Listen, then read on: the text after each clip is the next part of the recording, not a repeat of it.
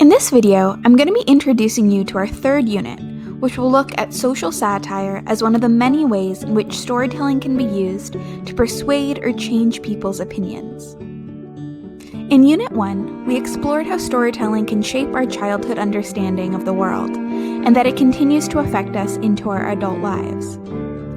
In Unit 2, we learned how stories like urban legends are told to help us understand the world and alleviate anxiety, but that the truth behind them is not always clear. While for some, fear can be a healthy way to combat stress, left unchecked, it can hold us back and keep us from taking risks. In Unit 3, we will be exploring the ways that the media uses storytelling to influence the way we look at the world, from messages about social and cultural expectations to stereotypes about different groups of people. A large focus of Unit 3 will be on media representation. The media is where we get most of our stories as adults. The media is not just responsible for our news, but also for our television, movies, and most other ways that we consume stories. Media representation determines the type of stories that we see represented on our screens. For much of media history, the vast majority of stories were told about rich or middle-class white people, and that impacted generations of viewers who felt their experiences didn't matter.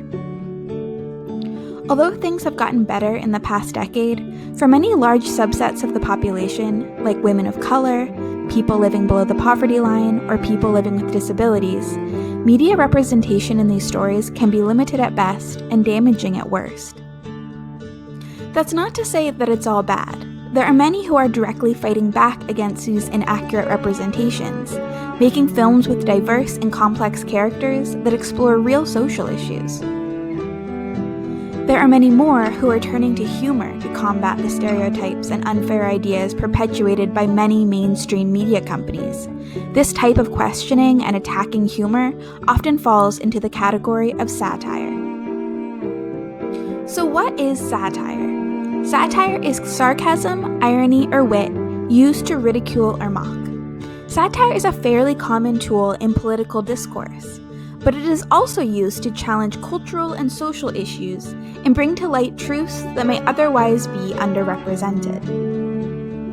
Over the course of this unit, I'm going to be showing you how satire can be used to challenge cultural and social stereotypes and persuade audiences to consider social issues in a different way. After watching this video, please click on the next video below, which will be our first example of satire, a video called Substitute Teacher by Key & Peele.